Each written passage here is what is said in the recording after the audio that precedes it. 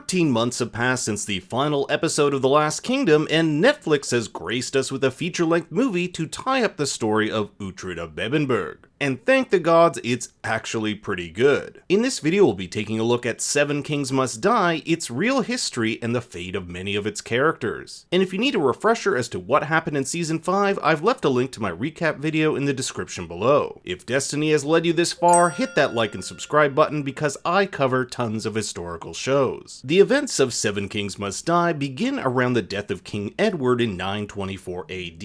This is 13 years before the Battle of Birnenberg, which solidified King Ethelstan and unified England as one. This might come as a surprise considering the pacing of the movie feels as though all these events happen over the course of a few weeks. But hey, this is what happens when you don't have an entire season. With the king's death comes a time of political instability, and with it those who seek to exploit this tumultuous time for their own gain. One such person is Olaf Guthferthson, who in the show is referred to his Old English name Anlaf, King of Ireland or Ireland. He seeks to unite the tribal kings of England against Ethelstan, who he believes is a threat to their sovereignty, but as the show suggests, his real goal is to eventually take over the land for himself. Part of Olaf's plan is cementing a spy deep within Ethelstan's inner circle. In comes Ingolmundr, who indeed was a Norse Viking driven out from Ireland who settled in the Wirral Peninsula. However, the whole act of him being a devout Christian who uses his sexuality to manipulate the king is unfounded. In fact, there is no definitive evidence to suggest that King Ethelstan was gay,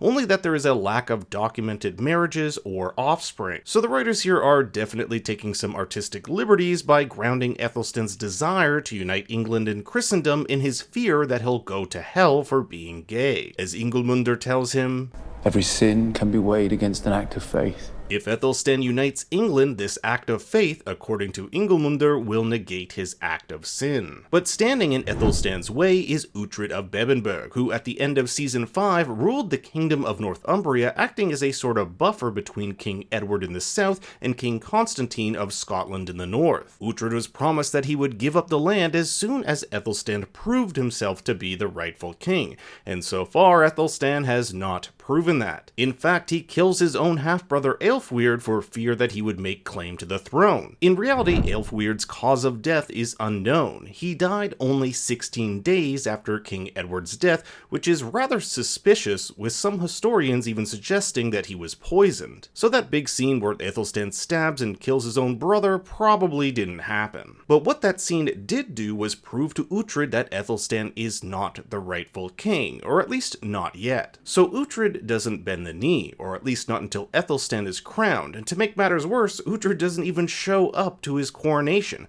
but as Uhtred later tells us, this was all a test. I did not provoke him.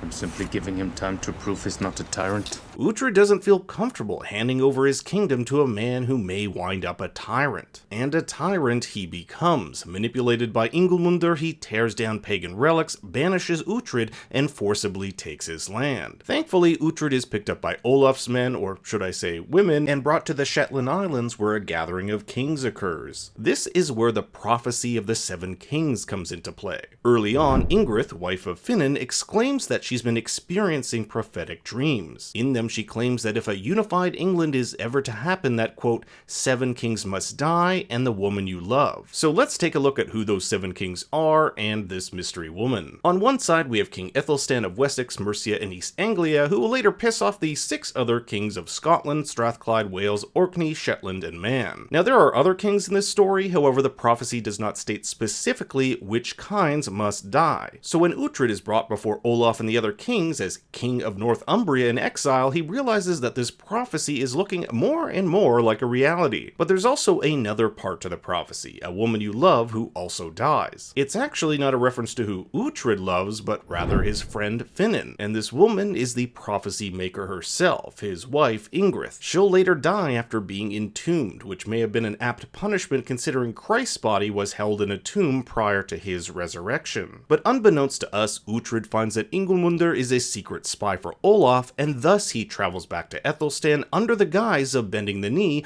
only to tell him that his lover has been stabbing him in the back, and not the fun kind of stabbing. Ethelstan at first doesn't believe him, but as Olaf unloads men at Ingolmunder's garrison at Wirral, it becomes ever the more apparent that Ethelstan has been deceived. This leaves the king in a dire situation. It's now him and Uhtred versus the might of 6 other kings, and they are heavily outnumbered. This culminates in the film's climactic end battle, the Battle of Brunanburh, which occurred in August of 937. In reality, Ethelstan was caught off guard, not expecting Olaf and the kings to start a campaign so late in the summer. And when Olaf made landfall and started terrorizing the citizens of Ethelstan's kingdom, Ethelstan gathered what available army he could in order to contain any further damage. At the same time, he tried to stall the kings with fake negotiations to give him more time to gather men. He even pitched empty tents to make it seem to his enemy that he had more men than he actually did. His efforts weren't in vain, and he was able to stall for 3 days, mustering about 10,000 men. Although official numbers aren't known, it is said Olaf and the other king's army to be of the same size, so the writers here really downplayed the strength of Ethelstan's army to give them this underdog feel. Now, if you want a full breakdown of the actual battle itself, I suggest you take a look at Baz Battle's video on this subject, which I'll leave a link to in the description below. While the movie depicts this secret flank attack by Uhtred's cavalry, in reality it was an extremely long and bloody battle that lasted several hours, with both sides making almost no progress. That is until Ethelstan's forces managed to pierce its way through an opening and break Olaf's army in two. Thousands died in the battle, along with Constantine's son, 2 of Ethelstan's cousins, and 4 other future kings, making 5 kings dead in total.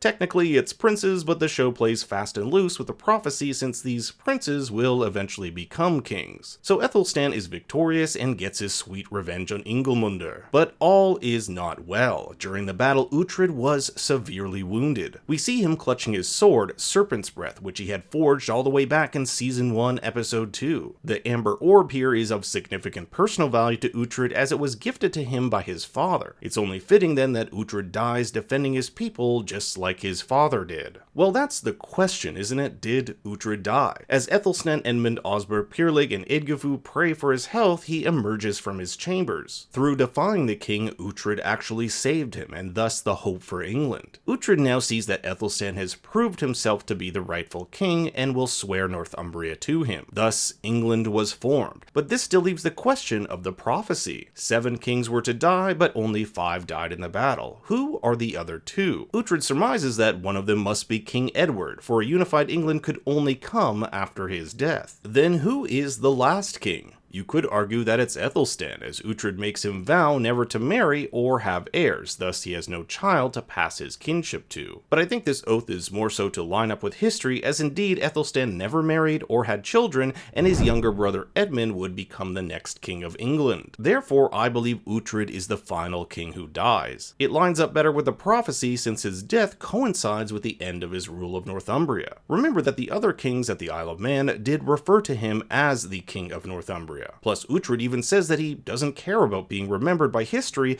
rather that he only be honored in a feast hall for standing by his oath. And this is what happens. We hear a crowd cheering as Uhtred is bathed in light at a great feast. And at this feast are memorable characters from Uhtred's life who have also died, such as Brida, Earl Ragnar, Klappa, and Heiston. The voiceover claims that we don't know if Uhtred survived his wound or not, leaving it up to us to make our own interpretation. The final shot is Uhtred standing between life on the left and Valhalla on the right. We never see which one he chooses, if it's even a choice at all. He's framed in this almost holy-like pose, accompanied with a crown-like fixture adorned with candles above him. And the last image he looks at is of his son, and notice the distorted lens as if he's losing his grip on this world. But I feel like his death is a fitting end to the show. And sorry to be that guy, but Uhtred of Bebbanburg is a fictional character, and is only somewhat inspired by an Uhtred that would only come along about 100 years later after the events of the Last Kingdom. But what is real is Bebbanburg Castle, which we see at the end completely redone in stone, just like Finan told him they were going to do. You can actually visit this castle in Northumberland for £15.50 admission. But what did you think of 7 Kings Must Die? I want to hear your thoughts in the comments below. Thanks for watching, please make sure to like and subscribe, and for more bad takes you can follow me on Twitter and Instagram at ThinkStoryYT.